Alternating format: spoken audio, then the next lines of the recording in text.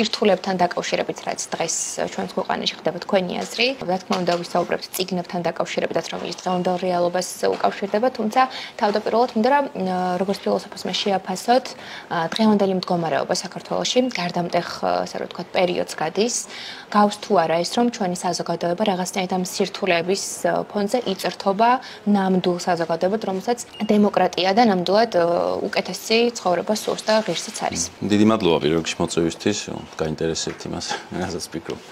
გარკვეულ საკითხებზე. თუ ძალიან ოპტიმისტურად შევხედავთ და აქ მნიშვნელოვანია რომ ეგ აღწერები გქონდეს, რომ მასთან ჩვენთანაც ვიცოდეთ სად ვართ და ამიტომ ეს ოპტიმისტურ აღწერაში რაც ახლა ხდება, არის ძალიან დიდი ტრანზიციის ნაწილი. საბჭოთა კავშირიც დაიშალა, ჩვენ ომი გამოვიარეთ, მერე სახელმწიფოს ფორმირება, მერე ამ რაღაცა ევროინტეგრაცია, სწრაფი მოდერნიზაცია,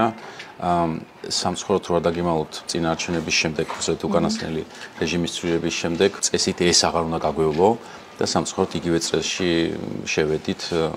და თავიდან გვიწევს ახლა ვთქვათ რაღაცა რუსეთის წიაღიდან თავის დაღწევა, ხო? ვფიქრობ, რომ საზოგადოებას ალბათ რაღაც მომავლიდან შეგვიძლია ეს წავწეროთ, რომ ეს უნდა გაგვიარა. იმიტომ რომ საბჭოთა კავშირის დაშლისთვის ჩვენ კი მსხვერპლი გავიღეთ, მაგრამ საკითხავი არის აი ეს გაცნობიერებული რამდენად იყო რა ტიპის საზოგადოების შექმნა გვინდოდა მას შემდეგ რაც საბჭოთა კავშირი დაიშლებოდა, ხო? დაკვეთა იყო თუ არა კანონის უზენაესობაზე, ვიცოდით რომ ეს ტერმინი რას ნიშნავს საერთოდ, ხო, სამართლებრივი სახელმწიფო რა არის, სოციალური უზრუნველყოფა როგორი უნდა იყოს სახელმწიფოს მხრიდან მოქალაქეების და ამ შემდეგ, ხო? ამიტომ დღეს უკვე შევიძინეთ ცოდნა მოქალაქეებმა, იმიტომ რომ ძალიან ბევრი ახალგაზრდა პერიოდის განმავლობაში, 50 წლის განმავლობაში მართლა წავიდა და ეს ცოდნა, როცა ვამბობთ, რომ რაღაცა ეს მოძრაობა დასავლეთისკენ და უკან, სამწუხაროდ ჩვენი მთავრობის მხრიდან აღიქმება როგორც აგენტურული საქმიანობა, მაგრამ სინამდვილეში ერისთვის ეს ძალიან მნიშვნელოვანი რამ არის, თუ გავიხსენებთ თერგდალეულების მოძრაობას, დარწმუნებული უნდა ვიყოთ, რომ თერგდალეულებს დღევანდელი ჩვენი რეჟიმის წარმომადგენლები უწოდებდნენ აგენტებს, იმიტომ რომ ზუსტად ისინი რასაც ცდილობდნენ, იყვნენ აი ამ ქართულ წიაღში, ქართული ტრადიციების პარალელურად ახალი საქართველოს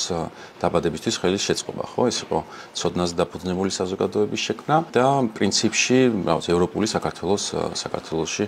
ამ ევროპული საქართველოს იდეის პროპაგანდა, ხო? და ანუ თქვა სკოლების მოწყობა დასავლურ ყაიდაზე, განათლების პრინციპის გაგება, უნივერსიტეტის აშენება და ასე შემდეგ. შესაბამისად, დღეს უკვე ის ხალხი, რომელიც მთავრობის წინააღმდეგ არის განწყობილი, მათ ძალიან კარგად აქვს ყველას გაცნობიერებული რა სურს. ნუ ევროპა აღარ არის რაღაცა ესეთი აბსტრაქტული მიზანი, რომ აი ევროპაში შევალთ და მე იქ ყველას გვექნება კარგი ხელფასები. ეს არ არის მხოლოდ. ჩვენ ყველამ ვიცით, რომ მთელი ჩვენი ცხოვრების წესი რაც არის,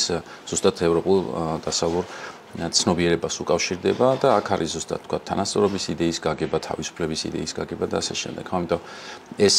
ეხლა ეს ორივე ცნება, მაგალითად თანასწორობა და თავისუფლება, აბსტრაქცია აღარ არის, უკვე კონკრეტული სახე შეიძინა და კონკრეტულ სახეს ამას სცენს, ანუ რაღაცა ხორცს ასხავს ის მსხვერპლი, რომელსაც ადამიანები ამისთვის იღებენ, იმიტომ რომ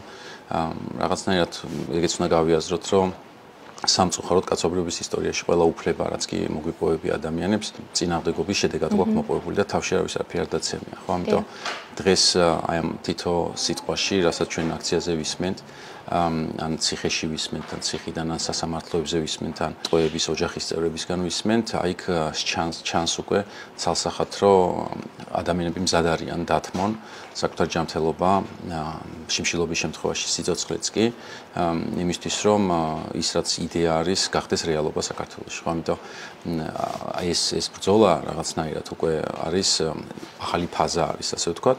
ჩვენ მოვიპოვეთ დამოუკიდებლობა, შევძინეთ კონტურები ამ ჩვენ სახელმწიფოს და ეხლა ვცდილობთ, რომ შინაარსით ავავსოთ და სახელმწიფო შინაარსი არის მოქალაქე და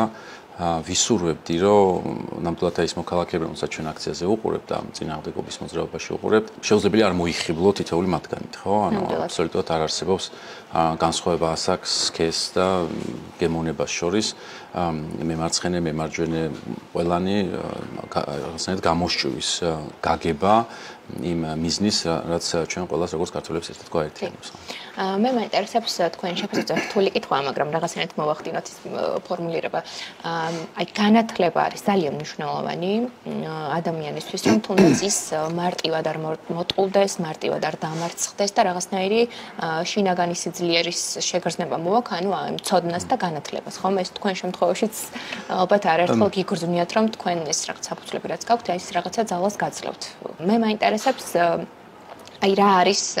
რაც გისწავლიათ თქვენთვის თუნდაც ლიტერატურიდან ან ისტორიიდან, როდესაც იხსენებთ, აი ეს გაძლევთ უკვე თქვენ იმას, რომ თუ რომ მხარეს უნდა იყოთ, რა უნდა გააკეთოთ, რა უნდა გინდოდეთ ცხოვრებაში ან ქვეყნისთვის. აი რა გახსენდებათ მაგალითად აი ჩვენი წარსულიდან, იმიტომ რომ რაღაცნაირად მინდა ეს იყოს სხვისთვისაც რაღაცნაირი შეხსენება, აი თერგდარეულები ახსენეთ თქვენ თუნდაც, ხო, და ისინი დღეს იქნებოდნენ ძალიან ცუდ მდგომარეობაში ისევ. აი მაგიტომ მინდა რაღაცნაირად გავიხსენოთ, შევკრათ, რომ ჩვენს მაყურებელს შევახსენოთ. ფიქრობ,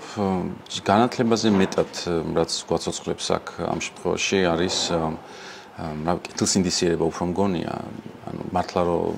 სინდისის მიერად რო იქცევი და არ იტყუები უბრალოდ რა, ანუ შეიძლება ზუსტად ამ განათლებას უწოდებთ საერთოდ, მაგრამ ძალიან ბევრი ტექნიკურად განათლებული ადამიანის რომელიც უსინდისო აღმოჩნდა. ასევე წიგნის კითხვა არ ნიშნავს, რომ მაგაზე საუბრობ ზუსტად, ამიტომ პარალელი შეიძლება ბევრი იცოდეს ვიღაცამ, მაგრამ უსინდისო იყოს და უბრალოდ თვალს უჭადეს რაღაცა ფაქტებზე, ხო? ამიტომ აქ ამ შემთხვევაში, რასაც ჩვენ უყურებთ, რაც განათლებულ საზოგადოებაზე საუბრობთ იმ ხალხზე, რომელიც თავს არ იტყუებს და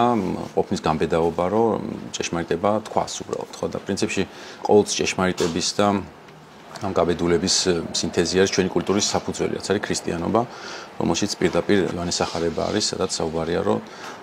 ჭეშმარიტება და თავისუფლება და ვინც შეიცნობს ჭეშმარიტებას, ის გახდება თავისუფალი და ჭეშმარიტებასთან თავისუფლებით უნდა მიხვიდეს, ალბათ სხვანაირად არ გამოდის, ეს ორი ცნება ერთმანეთთან რაღაცნაირად გაიგივებული არის, ხო? აქ რაღაცა კონკრეტული წიგნები შეგვიძლია ვთქვათ, მაგრამ ყველაზე მნიშვნელოვანი არის რაღაცნაირად გავიგოთ, რომ წიგნი თუ რამე დაწერილა, დაიწერა, იმიტომ რომ მისი ავტორი შეეჯახა რაღაცა პრობლემას. და ჩვენ კი გონია რომ ეხლა რო ვკითხულობთ, აი რა ზუსტად აქ რაღაც აღწერილი, მაგრამ ჯოჯოხეთი აქ თავადაც გამოვლილი და მისი ამ ნაწარმოებით, ან მისი ამ ცხოვრების გზით რაღაცნაირად უნდა დავინახოთ, რომ ჩვენნაირი ხალხი, აბსოლუტურად ჩვენნაირი ხალხი ძალიან რთულ სიტუაციაში რაღაც აკეთებს, რომელიც დღეს უბრალოდ თაროზედებს, მაგრამ თავის დროზე იყო ძალიან დიდი დავით არაბის საფუძველი და მათ ეყოთ გამბედაობა, რომ ეს გააკეთებინათ, რაც გააკეთეს, ხო? ანუ რაღაც მეცნიერებაში თქვა გალილეო, ჯორდანო ბრუნო თუ დარვინი იქნება, ყველას ბოდიშები აქ მოხდილი და ზოგიერთი რეპრესირებულიც იყო, ხო? ანუ საბჭოთა კავშირის რეპრესირებულ ავტორებზე სია უბრალოდ დაუმთავრებელი არის, ხო? მაგრამ ილია ჭავჭავაძესაც ისე რომ უყურეთ ხავერდოუნათ, ასე ვთქვათ რა, მოკლეს ბოლო-ბოლო, ხო? ადამიანი მის გამო რაც აკეთებდა და რასაც ფიქრობთ. შესაბამისად, თუ აი ეს განათლება, როგორც ასეთი რამეს მოგცემს, არის რაღაც აღუჭრებლად გამბედაობით და წარმოვიდგინოთ ნებისმიერი ისაც ჩვენ წაკითხული გვაქვს, როგორც რაღაც ქარცეცხლში მყოფი ადამიანის გამოცდილება და ეგ თუ მოგცემს გამბედაობას რაღაცნაირად გავუგოთ მათ და ჩვენ სიტუაციაშიც მოვიკრიბოთ ზალა, რომ იგივე გავაკეთოთ. ანუ ერთადერთი ეგ შეგვიძლია გავაკეთოთ. ანუ ზოგადად გამოცდილებაზე როცა საუბრობთ, არც ისტორიიდან და არც ლიტერატურიდან ესე გამოცდილების სწავლა ძალიან რთული ამბავი არის. უბრალოდ ოდნავ უფრო მომზადებული ხარ, როდესაც ხედავ იმას, რაც საკითხული გაქვს, რომ შოკი არ დაგემართოს ძალიან მძიმე, რაც ხშირ შემთხვევაში ჩვენ მოქალაქეები ამბობენ ხოლმე, რომ ეს რაღაც რა ჩაიდინა მთავრობამ და ბევრისთვის ეს ძალიან ცხადი იყო, იმიტომ რომ ვისაც თქვა საბჭოთა კავშირის ისტორია კარგად აქვს ნასწავლი, ის რაც 37-ში ხდება, 20-იანში იღებს საფუძველს, ხო? ანუ ჩვენ შემთხვევაშიც ის რაც დღეს ხდება 2013 წელს, 12 წელს იღებს საფუძველს, ხო? ამიტომ არაფერი შოკის მომგვრელი არ არის. ეს იმას ანიშნავს, რომ ნაკლებად გეშინია, უბრალოდ მზად მაინც ხარ, რომ დაახლოებით მოვლენათა განვითარება განჭვირთო. შეიძლება შეგეშალოს ეგ პროგნოზი, მაგრამ ხშირ შემთხვევაში სამწუხაროდ არა, ხო? და ამიტომ ეგ არის რა, რომ ეს განათლება გვეხმარება რაღაცა დავინახოთ, რომ არაფერი ჩვენ თავს ისეთი არ ხდება, რაც არავის მანამდე არ დამართნია და ცოტა რაღაცნაირი მეგობრები ვიპოვოთ წარსულში, რომლებიც ძალას მოგცემენ, რომ ეს ბრძოლა გავაგრძელოთ. თქვენ გქონდათ საკმაოდ დიდი ლექცია პროპაგანდასთან დაკავშირებით. მინდა რომ ჩვენს მაყურებელსაც გაუზიაროთ, ну ზოგადად თელს მსოფლიოში მუშაობს ეს სისტემა პროპაგანდა, ჩვენს ქვეყანაშიც საკმაოდ მძლავრად აქვს ფეხმოვიდებული და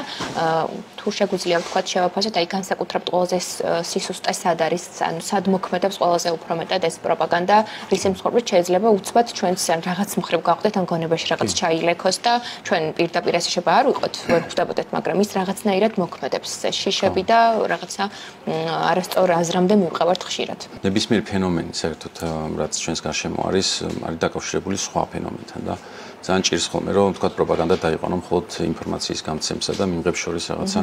ურთიერთობაზე, ხო? ანუ მიმღები რა მდგომარეობაში არის და რატო არის ამ მდგომარეობაში და რა ვიცი ეთნოსი რა სიტუაციაში ან ერი რა მდგომარეობაშია,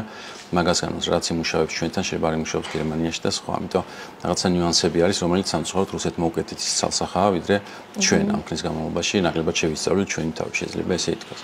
ამიტომაც ფაქტობრივად ყველაფერი რაც დაგეგმეს რუსებმა საქართველოში იმუშავა ძალიან კარგად. პირველ რიგში მე გამოყოფდი ნებას სამწუხარო არის ის რომ ის პროპაგანდა მიმუშაოს ადამიანს უნდა უნდოდეს რომ მან იმუშაოს. ან უბრალოდ ისე ეშინოდეს რომ იფიქროს რომ სხვა ნება არ გააჩნია გარდა იმისა რომ დაიჯეროს ის რაც უყურებს ხო ანუ მithumetes რაღაც ხშირად საუბრობენ ხო რომ დღეს ციფრულ სამყაროში ამდენი ინფორმაციის წყარო არის და პულტი შენ გაქვს და არ არის ერთი არხი როგორც საბჭოთა კავშირის დროს იყო შენ შენინებით ერთ არხს მიეჯაჭო რომელიც არის სამთავრობო არხი არ იხსნება ეს უბრალოდ იმით რომ რაღაც გუშინ უყურა მოეწონა გუშინ წინ უყურა და ეხაც მოსწონს ხო ხდება რომ ის გარშემო რაღაცა ხდება უბრალოდ არ ირჩევს რომ უყუროს აქ მეორე ამბავი შემოდის დრამატული საბჭოთა კავშირის დროს უბრალოდ არჩევანი არ არსებობდა და მაგალითად საზღვარი დაკეტილი იყო ხო ჩვენ სიტუაციაში დღეს უკვე ეგ აღარ არის ამიტომ სხვა ფაქტორი არის რატომაც ირჩევს ადამიანი რომ არ უყუროს და ალბათ ყველაზე მეტად რაც უწყობს პროპაგანდას ხელს არის წარმოდგენა იმის შესახებ რომ სამყარო დაინგრევა თუ ცვლილება მოხდება ეს არის ყველაზე ფუნდამენტური ალბათ ჩემთვის რაც უყურებ ხოლმე ეგ ადამიანს ზოგადად ახასიათებს ცვლილება არ უნდა ხოლმე იმიტომ რომ რაღაცა პატარა რაღაცაც კი შეიძლება მისთვის ცხოვრებისეულ სამყაროს დანგრევად მისაქნას ხო წარმოისახოს იქნება ეს არის მანქანის დალეწვა თუ ტელეფონის დაკარგვა და ასე შემდეგ და უცებ აღმოგხდება რომ ეს სამყარო დაინგრა ხო სამყარო არ ინგრევა სინამდვილეში ცვლილებით ის იცვლება და სამწუხაროდ ქართული ოცნების მხარდამჭერებმა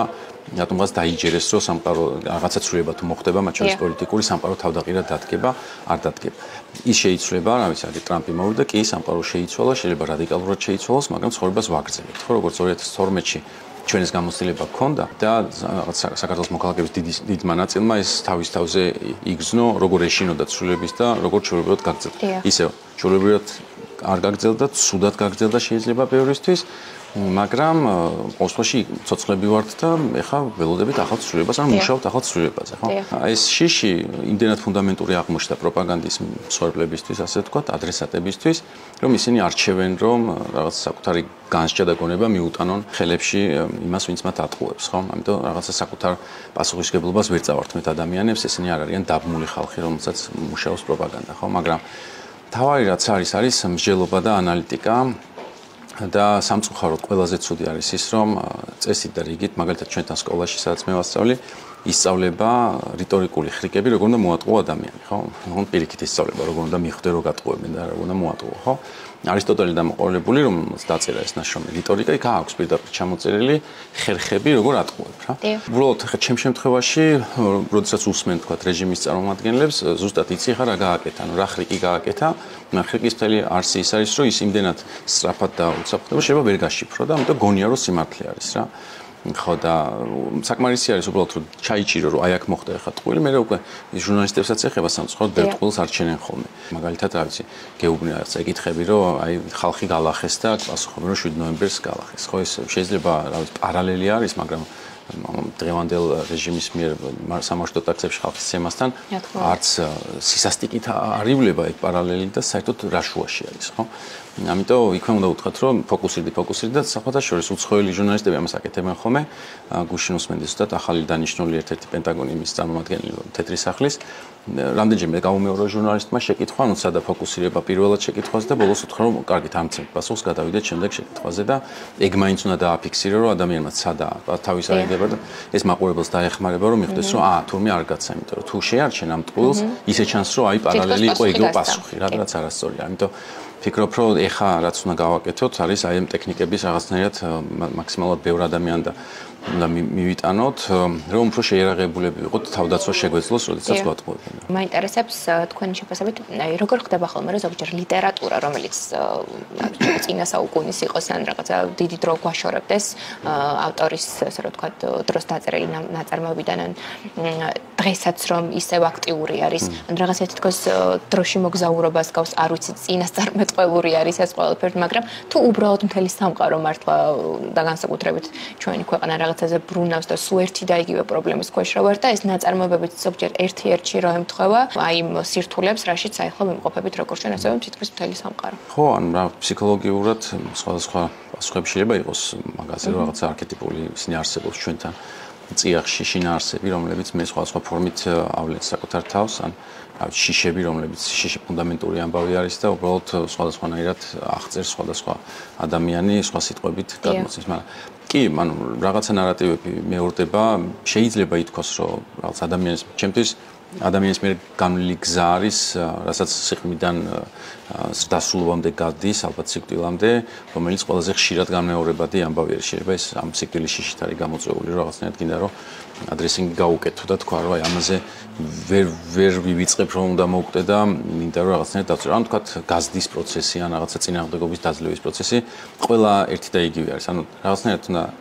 ეს შევხედავდი მე მაგ საკითხს, რომ როგორც მე მაქვს ყველა შეცდომა გამეორებული, რაც მამაჩემს და დედაჩემს აქვს ნათქვამი, რომ არ უნდა გავაკეთო და ეხლა ვარ პოზიციაში, როდესაც ფაქტიურად მათი სიტყვებით ვლაპარაკობ უკვე ჩემ შულთან, ოღონდ ეს სიტყვები უკვე არის ჩემი სიტყვები, მაგრამ ვცდილობ იმას არ უთხრა, რომ დედაჩემ და მამაჩემ მითხრეს, იმიტომ რომ მაშინ გამოვარო მე ჩემი გამოცდილება არ მქონია, ხო? მაგრამ გამოცდილებები ყველა ერთი არის, ხო? მაგალითად, რა ვიცი, იზდები ვიღაცა გიყვარდება, ან თქვა რაღაც მეგობარი ყავს, მე ის მეგობარი გიღალატებს. ანუ გინდოდეს რომ ეს არ მოხდეს, ნიშნავს რომ უარი თქვა ადამიანობა ზოგადად. ამიტომ შინაარსები ფაქტიურად ყველა რაღაც ერთნაირი არის, განსხვავდება ის ხორცი, რასაც ჩვენ საკუთარ სიცოცხლეს ვეძახით ხოლმე, ხო? ამიტომ მაგალითად ის რომ რაც სახელმწიფო შეიქმნა, ვიღაცა არ უცნაური სახელმწიფო შეიქმნა, რაც რაღაც 10 ადამიანი ერთად დაждდა, ვიღაცამ თქვა რომ მოდი მე მომეცით მეტი ხორბალი თუ რა საჭმელი, იმიტომ რომ ჩაგარტყავ თავში კომბალს. ავით მაგის მერე მაგ ამბავში ვართ, ხო? ეხლა და დონალდ ტრამპი გამოდის იძახის, რომ მე როგორც ვიტყვი, ისე იქნება, თუ არ იქნება და 25%-ს გადაიღეთ თუ რაღაცას და არაფრით თავისი არსით, აი უბრალოდ უფრო სტრუქტურულად რთული, იქ სენატი არის, იქ ჰაუსი არის, იქ რაღაცა არის, კონგრესი და იქ თავის დროზე იყო ერთი გამოქვაბული და 10 კაცი იჯდა, მაგრამ აი ეს ძალაუფლებისკენ სწრაფვა მაგალითად, ხო, ან რაღაც შური, ან ავით ბიბლიური თემები რო ავიღოთ, ხო, რაღაც მშობელთან დამოკიდებულება და ასე შემდეგ,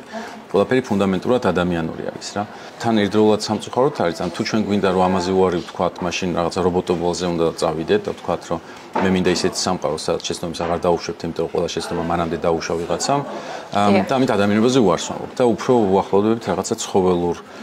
იმას, ხო, მდგომარეობას, რომ აი რაღაცა დავწვე მზე მანათედეს და საჭმელი მქონდეს რა.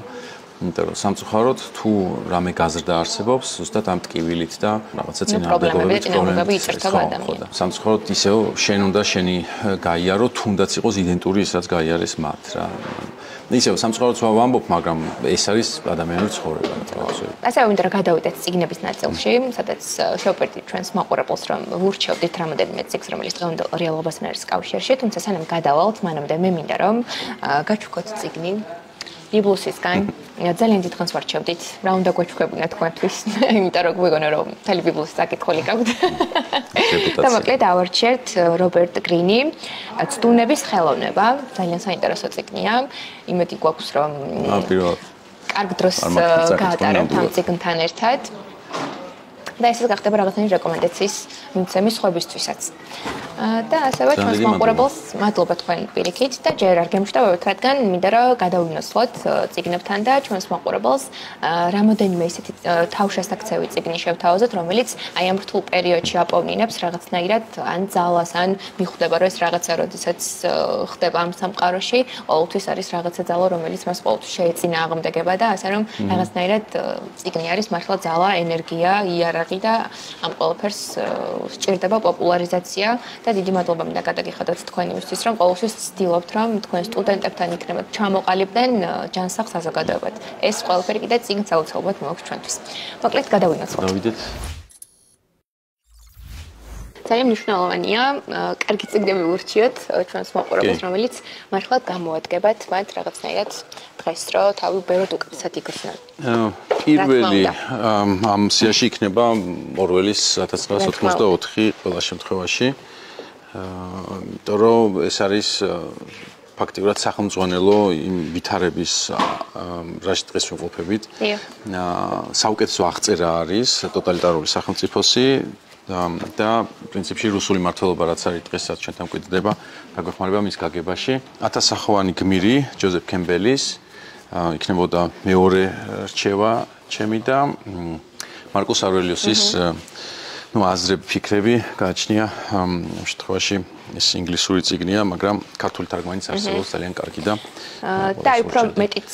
რომ მოგვიყვეთ, ანუ რითი არის გამორჩეული და აი ეს დროში მოგზაურობაზე რაც თქვი, რომ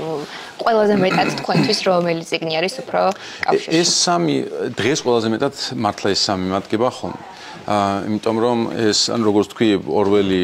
უბრალოდ გვილაგებს და გვიხსნის იმას, რასაც ყველაფერსაც ჩვენი მთავრობა აკეთებს და არაფერი გასაკვირი რო არ იყოს, დაახლოებით ვიცოდეთ რა მომავალი გველის და რაც ყველაზე მთავარია, თუ ამ წიგნს წაიკითხავ და შეძრწუნდები, ტოტალიტარული და ავტორიტარული სახელმწიფოთი, კარგი მოქალაქეზე აღარ არის საუბარი, უბრალოდ ამორალური ადამიანი ხან და ეს ნებისმიერს ვინც დღეს წაიკითხავს და ამოიცნობს მასში ჩვენი მმართველი რეჟიმის ქმედებებს, ვფიქრობ, რომ რაც უფრო მალე მიხვდება საით მივდივართ და რაც უფრო მალე დაიწყებს წინააღმდეგობის გაწევას ამისთვის, მით უკეთესია ყველასთვის, იმიტომ რომ როდესაც ეს სისტემა უკვე შედგება, მანდ უკვე არც ერთი ადამიანი აღარ არის არც ბედნიერი, ბედნიერებაზე არ არის საუბარი. როგორც ორველი ამბობს, თუ გინდა რომ წარმოიდგინო ასეთ ტიპის სახელმწიფოში ცხოვრება, უბრალოდ დაფიქრდი და მეტაფორა აქვს მოცემული, რომ ხარ მოქალაქე, რომელსაც ჩეკმა გაქვს სახეზე მოჭერილი უსასრულოდ. ეს არის ყოფა და საუკეთესო აღწერა არის ტოტალიტარულ სახელმწიფოში ცხოვრების. ეს ჯოზეფ კემბელის ათასახვანი გმირი არის პრინციპში ბრძოლაზე, ანუ ვინც გადაწყვეტს უკვე რომ ბრძოლაში შევიდეს, ეს არის მითოლოგიის გაანალიზება, მთელი მსოფლიოს მითოლოგიის, სადაც მოცემულია ზუსტად ის რაღაცნაირი ერთი გზა, რომელსაც ყველა გმირი გადის აბსოლუტურად და მაგ თქვია ათასახვანი გმირი, იმიტომ რომ გზა ერთია, სხვადასხვა სახეები აქვს გმირს, მათ შორის ქართული გმირები, მათ შორის ლიტერატურული გმირები შეგვიძლია ამით გავაანალიზოთ. ამიტომ ეს ძალიან დაგვეხმარებათ როგორც ლიტერატურის მოყვარულებს, უბრალოდ რა წიგნში განვითარება როგორ ხდება სიუჟეტის მაგის გასაგებად, მაგრამ ყველაზე მნიშვნელოვანი არის ფაზები კონკრეტული, რა გზას გადის გმირი. წრიული გზა არის, იწყება რაღაცა მდგომარეობით, მთავრდება ასევე რაღაც მდგომარეობით, მაგრამ გზაში ხდება გადასვლა არანორმალურ სამყაროში და მე ამ სამყაროში ხდება განსაცდელების დაძლევა, ძალის პოვნა, მეგობრების პოვნა, რაღაცა იარაღების პოვნა და შემდეგ უკვე როცა ამარცხებ ამ მთავარ ბოროტებას, როგორ ბრუნდები ისევ სახლში და აღადგენ სასტატუს quo. ხო, ეს ნამდვილად ისეთი არის, დაახლოებით შეგიძლიათ წარმოიდგინოთ რა სიტუაციაში ვარ დღეს ბრძოლაში და როცა იცი რომ შენ თქვა შენი მეგობრები რომლებიც დღეს შენთან ერთად ქუჩაში დგანან, ეს უბრალო მეგობრები კი არა, რაღაცნაირად მითოლოგიური მეგობრები არიან, რომელიც ყველა გმირსთან ახლავს და თუ ამ იდენტიფიცირებას გააკეთებ, რომ ის ხალხიც, რომელსაც შენ გმირებს ვეძახით, პრინციპში არიან ჩვეულებრივი ადამიანები, რომელსაც რაღაცა გადახდათ თან და უბრალოდ უარი არ თქვეს ამ თავგადასავალზე, არამედ იპოვეს გამბედაუღორის გაეკეთებინათ, შენც ეს გაძლევს ძალას, რომ თქვა, რომ მე შეიძლება მასწავლებელი ვარ, მაგრამ რა ვიცი, მე რაბკოსტავაც მასწავლებელი იყო, ამიტომ გმირებად არ იბადებიან, მოკლედ გმირები ხდებიან, ხო? და ყველას აქვს ამის შანსი. მარკუს ავრელიუსს რაც შეეხება, ესეც ძალისმომცემი წიგნი არის, უფრო სამყაროზე არის, მაგრამ სტოიკური ფილოსოფია ზოგადად დაანგავს ქრისტიანობას და სამწუხაროდ ჩვენ რაღაცა ცნობიერებაში, ჩვენ მოქალაქეების ნაწილს რო ვკითხო, რო აღუწერ უბრალოდ ქრისტეს ცხოვრება, რო უთხრა, რომ აი რას ფიქრობ ადამიანზე, რომელსაც ცემეს და თქვათ მან მეორლოყა მიუშვირა, ან თქვათ რომელიც სიკვდილით დასაჯეს და მან კიდევ აპატია ყველას, ხო, ან თქვათ აი მათხოვრებს ვინც ბანს, ან თქვათ ცუდი ყოფაქცევის ქალს ვინც არაკვლევინებს, იტყვიან რომ რაღაც სუსტი პიროვნება არის. როგორც ქრისტიანობა არის პირიქით ძალიან ძლიერი ადამიანის ფილოსოფიის მატარებელი რელიგია, სტოიციზმი არის დაახლოებით მასეთი რამ. თავარი გაგება ამის არის შინაგანი ციტადელის არსებობის, რომ შენ უნდა ააგო და გააქვს ამის სრული უნარი, რომ შენ საკუთარ თავში ააგო ციტადელი, რომელსაც ვერ გადმოლახავს და გარე სამყარო, რასაც არ უნდა აკეთებდეს, ის შენ ვერ შეგეხება. და თავარი გამიჯნა არის, რომ არის რაღაც რაც შენ ვერ აკეთებ და არის რაღაც რასაც შენ აკეთებ და შენ პასუხისმგებელი მხოლოდ უნდა იყო იმაზე, რის გაკეთებაც შეიძლება. დღეს თუ ჩვენ დავფიქრდებით, რომ აი ბრძოლაში ყველამ რაღაცნაირად აირჩია ის, რის გაკეთებას თავად შეუძლია და გაყო იმისგან, რის გაკეთებაც არ, მაგალითად, ქართული ოცნება იქნება თუ არა პირობითად ან რეჟიმი უფრო სასტიკი, ამას ჩვენ ვერ ვაკონტროლებთ. ჩვენ რასაც ვაკონტროლებთ არის ამ სისასტიკეს, მაგალითად, მე როგორ ხვდები. ან მაგალითად აქციაზე ყველას თავისი ფორმით გამოდის და გამოხატავს, მაგრამ შეუძლია ყველას იპოვოს ის თავისი ნიშა, რომელიც მისთვის იქნება სპეციფიური. და ამისთვის საკუთარი თავის შემეცნება არის მთავარი. სტოიციზმი ამ გზაზე გეუბნება, რომ შეიცანი შენი თავი, დაფიქრდი რისი გაკეთება შეგიძლია საკუთარი თავისთვის ან სამყაროსთვის და მხოლოდ ის აკეთე და ამიტომ იქნება აუცილებლად წარმატებული და ესეთი ძალის მოპოვება დღეს ძალიან გჭირდება, იმიტომ რომ ყველა თითო მოქალაქე თუ დააკვირდებით აქციაზე ზოგმა დროშის ტარება ითავა თავის თავზე, ზოგმა მარშის ხელმძღვანელობა, ზოგმა გადაცემა გააკეთა, ზოგი უბრალოდ რაღაც ერთ წერტილში დგას და იმით გამოხატავს და აი ამის არ დანახვა და დაკარგვა და თქვათ მიბაძვაც კი არ არის აუცილებელი თუ შენ საკუთარ გზას იპოვე და ძალიან მნიშვნელოვანია.